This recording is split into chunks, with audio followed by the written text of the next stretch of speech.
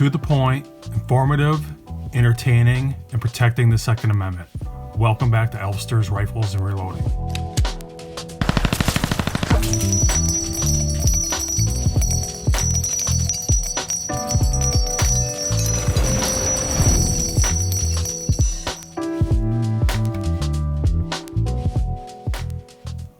Well, wow, oh wow, do I have some amazing information for you guys in regards to the Ruger Precision Rifle and the 22 LR cartridge and the 47 Products Sled.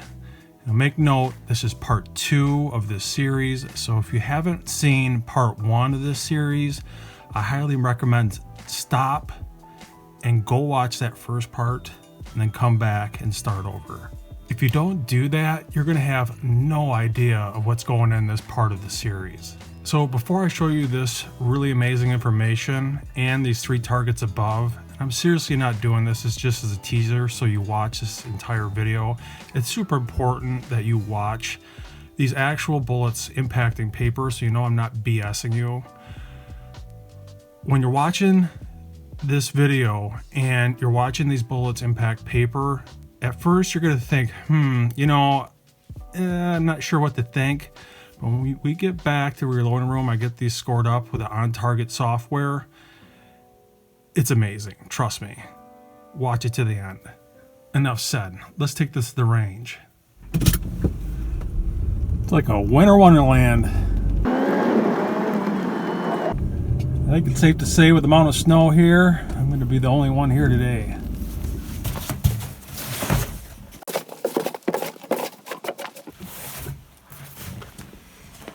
You know, I'm the only one that makes these kind of sacrifices, so remember that when you're subscribing to my channel.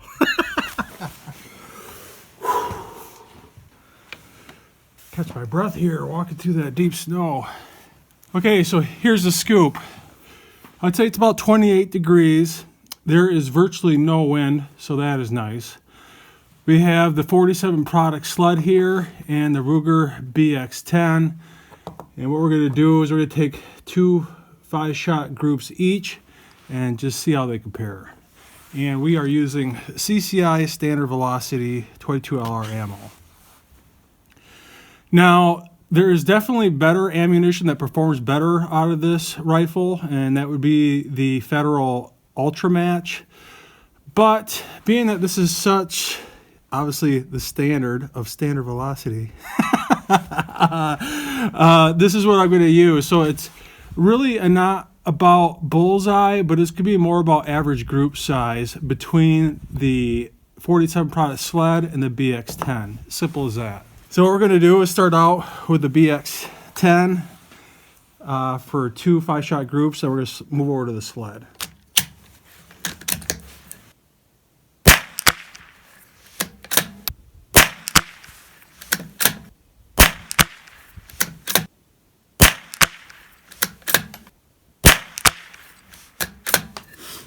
All right, so that was 5 shots. Try on the second group to confirm for the BX10. And physically inspecting these bullets as I put them in, make sure there's no defects on them. Being careful when I load them into the BX10 magazine. Make sure I don't scrape the bullet below it. All right, so we'll go for that bottom left group on the BX10.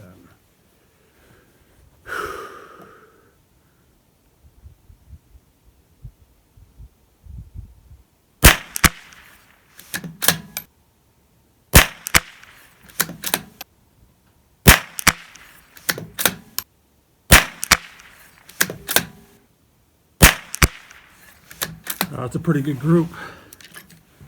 All right, so I got the 47 Products Sled.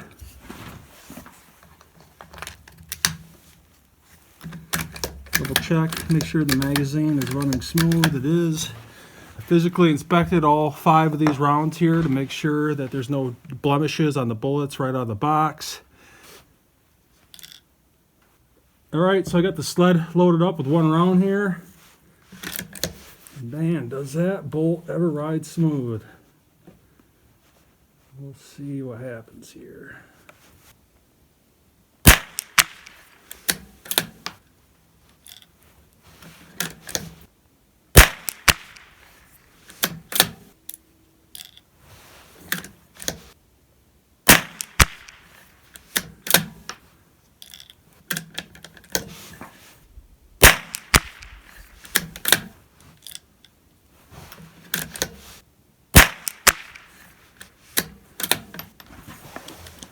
Alright, so far so good. Load up 5 more rounds here. So let's move on to that second 5-shot group on the 47 product sled.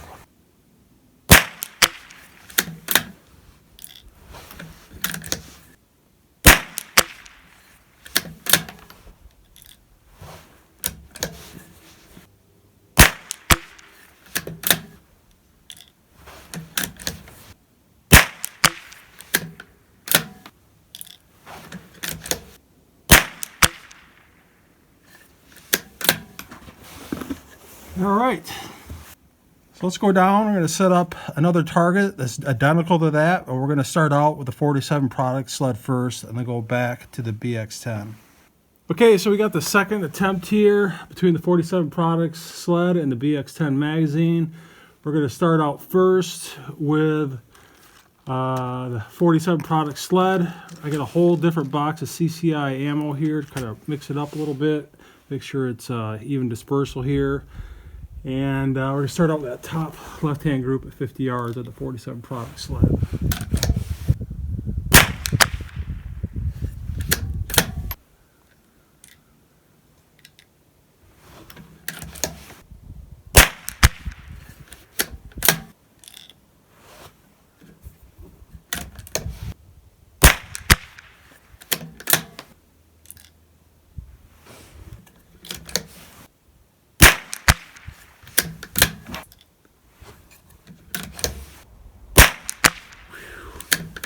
Could have been a smoking group. That was really good on those first 4. All right, let's go for the bottom left.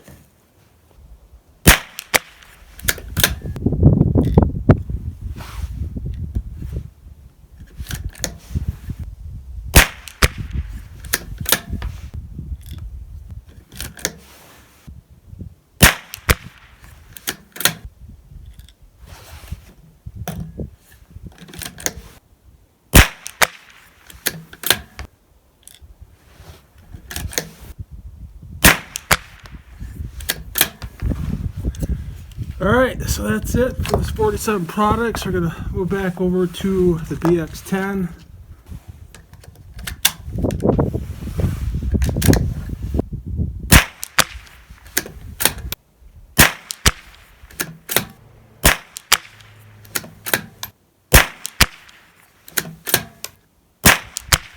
Oh man, that is a pretty good group.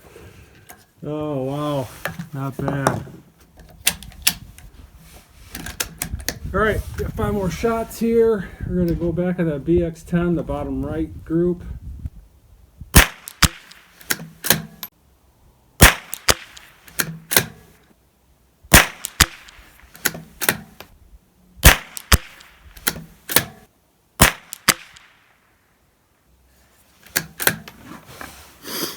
All right, so we got a completely different box of CCI ammo here.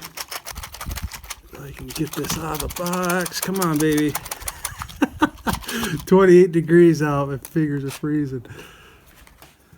All right, so we got round 3 here. We're going to start out with the BX10 mag. Top left group.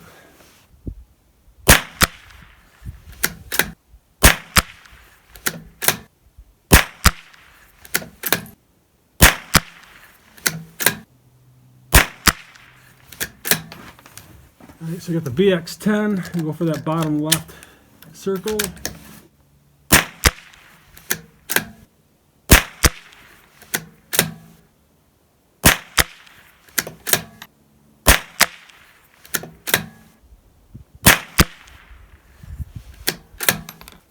Okay, so we're going to put the 47 product sled back in. All right, we're going to start out with the 47 products in the top right group.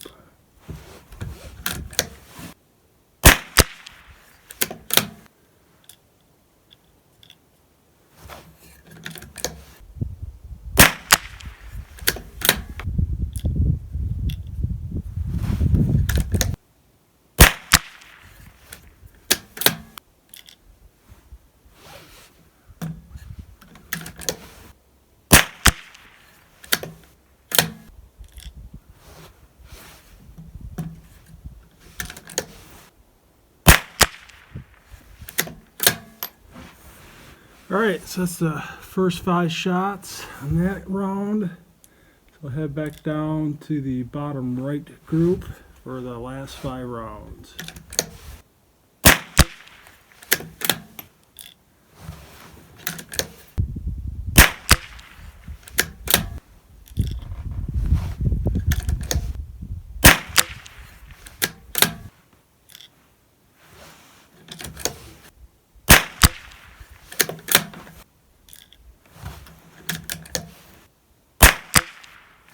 Not too bad, not too bad.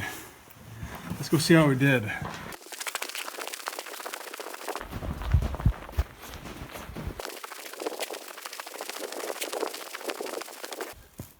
Okay, so this would be round 3. You know, I'd say the top left and top right, I'd say the 47 Sled products has a little bit of an edge on that.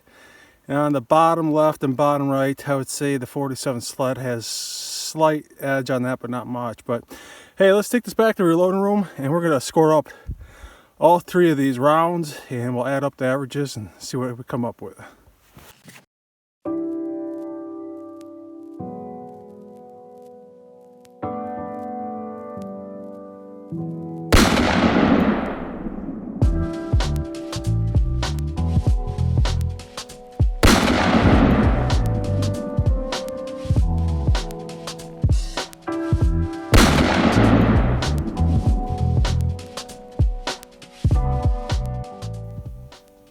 Now let me show you the hard numbers, and they're undeniable.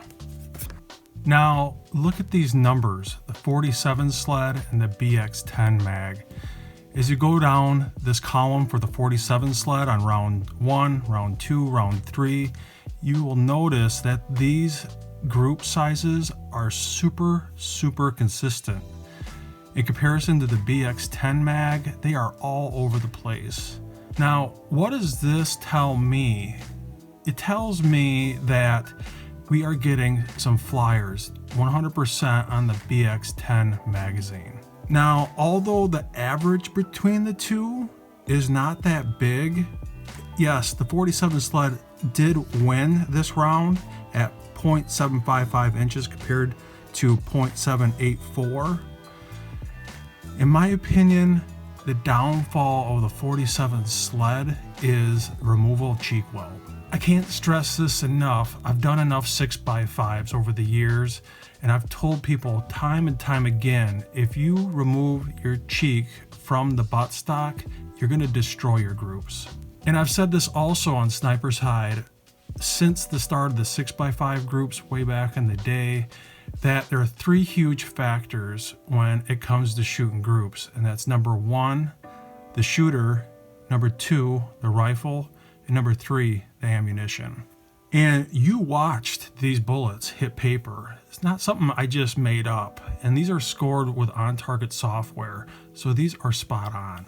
So like I said before, and what I'm trying to say here is if you could figure out a way to load that sled without removal of cheek weld and not removing your eye from the eye box, in my opinion, this number would definitely go down even more. So just to quick recap this with the 47 Sled, the group sizes were 0.773, 0.784, 0.707, 0.883, 0.753, and 0.628. In comparison to the erratic group sizes of the BX10 at 1.252, 0.406, 0.279, 0.790, 1.186, and 0.793. And that leads me to believe that the bullet is getting bruised and it's creating flyers. And the only advantage that the BX10 has over this sled is you're not removing your cheek weld. It's simple as that. Well, I hope you enjoyed this part 2 of the Ruger Precision Rimfire in 22LR. And if I can ever figure out a way to feed this 47 Sled without removing my cheek from the cheek weld and my eye from the eye box, and to know I can get my hand into that box of 22LR ammo and have it positioned correctly, load it onto the sled just perfect, and run that bolt just right, I don't know if that's even possible, but these numbers are undeniable. Other than that, hope you enjoyed this, and if you did, please subscribe, like, and share, and I'll see you next time.